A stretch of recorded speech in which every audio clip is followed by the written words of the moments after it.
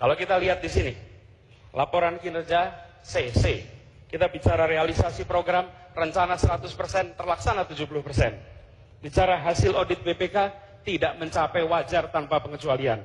Bicara laporan ombudsman, hanya 61, ranking 16 dari 33 provinsi.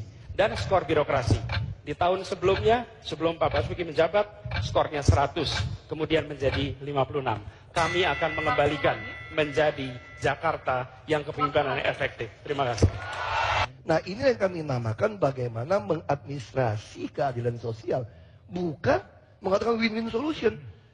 Tetap mau win-win atau apapun, yang diutamakan adalah rakyat. Makanya jangan heran, kami mendapat penghargaan pencapaian pembangunan indeks pembangunan manusia tertinggi di Indonesia. Karena targetnya manusia. Terima kasih.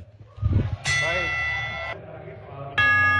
Yang selalu dibanggakan supaya paling tinggi di seluruh dunia, IPM ibu kota selalu paling tinggi di mana-mana, nggak ada yang aneh. Yang aneh itu adalah Jakarta, pertumbuhannya salah satu yang paling lambat di seluruh Indonesia. Jadi nggak usah bangga, jangan bangga dengan IPM yang tinggi. Tinggi di mana-mana, namanya ibu kota IPM-nya pasti tinggi. Yang penting itu tumbuh atau tidak. Ternyata di Jakarta ini dibandingkan di daerah lain pertumbuhannya paling rendah. Artinya tingginya itu warisan, bukan hasil karya sendiri. Itu catatan ya.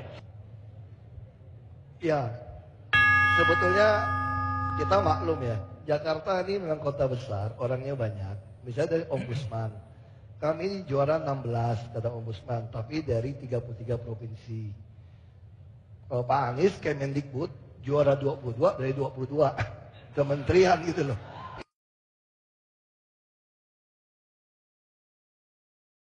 Ini juga jadi masalah kan? Nah, yang kami mau sampaikan ini ada progres.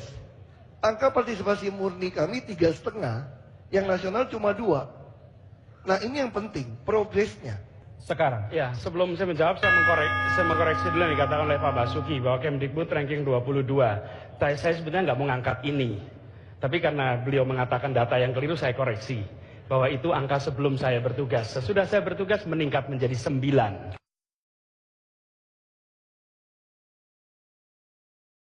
ranking di antara semuanya. Jadi itu maaf jadi kesannya menyombongkan Pak, tapi insya Allah di Jakarta nanti kita akan bereskan sehingga kinerjanya pun lebih baik sebagaimana kita membereskan ketika di Kemdikbud kemarin. Pertanyaannya, Pak Anies terkait isu SARA soal tudingan munafik, tamasya Al-Maida dan larangan mensolatkan jenazah. Mengapa terkesan membiarkan isu itu? Apa karena isu itu menguntungkan bagi Bapak? 1,5 menit Pak Anies. Ya. Setiap warga negara memiliki hak yang sama untuk dipilih dan memilih. Itu kunci nomor 1. Yang kedua, kita justru mengeluarkan surat khusus tentang ini. Padahal bukan pendukung kita yang melakukan, bukan tim kita yang melakukan. Tapi kita tegaskan bahwa kita sampaikan pada semua, jangan ancam-mengancam. 1, mengancam membatalkan KJP jika gubernurnya diganti. Dibalas, 1 mengancam tidak mensolatkan jika memilih gubernurnya. Hentikan ancam-mengancam. Tapi kemudian saya ingin ingatkan pada semua, ini suratnya ada, bahkan tertulis pernyataan soal ini, disebarkan semua. Yang sebenarnya kita tidak punya tanggung jawab konstitusional, ini tanggung jawab moral. Tapi yang tidak kalah penting, apa sih sumbernya ini semua? Pernyataan-pernyataan tak perlu dari Pak Basuki. Ini bukan barang baru kok, berbeda agama maju pilkada. Yang problem adalah provokasi yang tak henti-hentinya. Kita tahu peristiwa di Kepulauan Seribu yang menghasilkan ini semua. Sesudah itu masih ada rekaman. Wi-Fi dengan nama Al-Ma'idah, passwordnya kafir. Nggak perlu. Terus ngomong lagi, nanti di surga tidak lagi di bawah telapak kaki ibu. Pernah disebut di lantai 7 Alexis. Nggak perlu itu. Atau mengatakan minggu lalu bahkan. Minggu lalu di Kick Andy. Bahwa surga tak lagi ditentukan di bawah kaki ibu, tapi ditentukan nomor pilihan. Ini pejabat publik, ini seorang gubernur, ini calon gubernur, memunculkan terus pernyataan-pernyataan yang nggak perlu. Efeknya apa? Kita semua disalahkan ketika ada kebakaran. Baik. Sementara sumber kebakarannya waktunya sudah habis, Pak Anies. Silahkan ditanggapi Pak Ahok, 1 menit.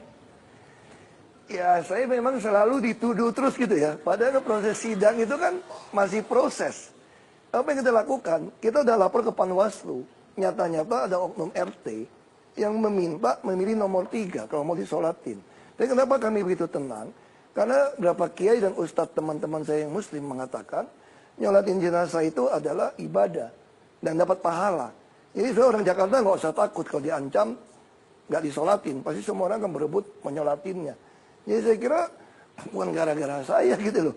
Terus kalau terus diangkat seolah-olah gara-gara saya kan bilang, peristiwa itu udah dialamin dari Belitung Timur kok. Saya udah biasa menghadapi orang, kalau yang programnya nggak jelas, pasti mainnya di agama.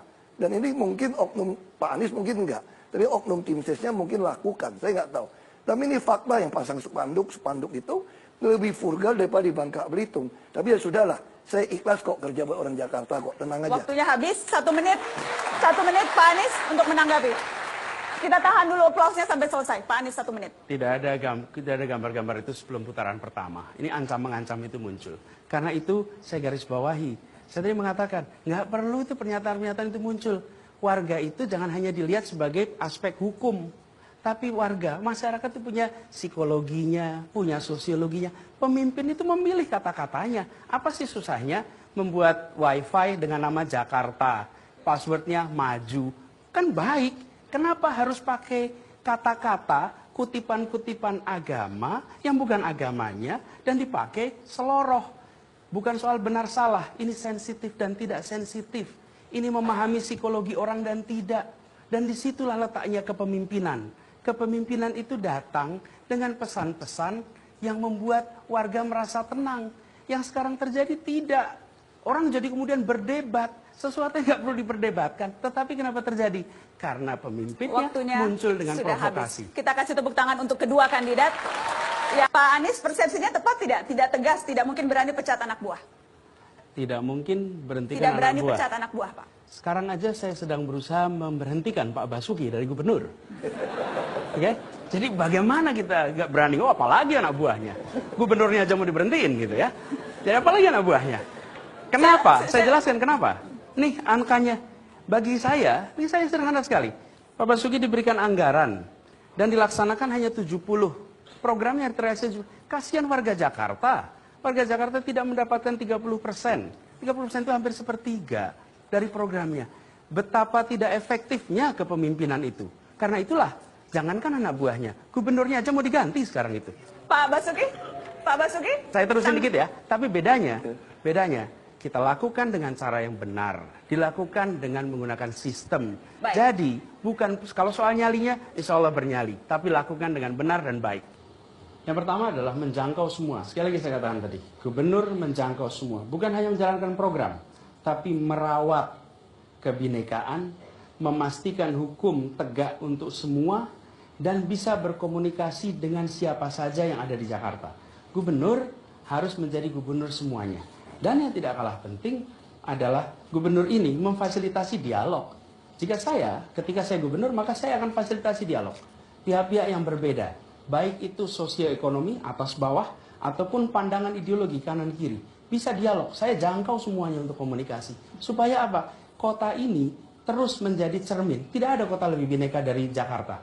Tapi yang tidak kalah penting, kalau kita terus seperti sekarang, selama sumber provokasi ada, ya selalu muncul masalah. Yang tadi saya katakan, kalau gubernurnya justru menjadi provokator problem, kenapa? Karena tidak sensitif dan menggunakan justru ekspresi-ekspresi saya ungkapkan tadi, yang nggak perlu. Gubernur nggak usah masuk ke sana. Di Jakarta udah punya 17 gubernur. Nggak ada tuh gubernur yang provokasi-provokasi. Karena itu ketika saya gubernur, justru saya menyadari, kata-kata saya harus merekatkan, bukan meretakkan. Kata-kata saya justru harus membangun suasana persatuan, bukan justru mengkotak-kotakkan. Ini yang akan kita lakukan ketika saya bertugas untuk memastikan Jakarta tetap bineka, Jakarta tetap tegak hukum, dan suasana persatuan ada di Jakarta.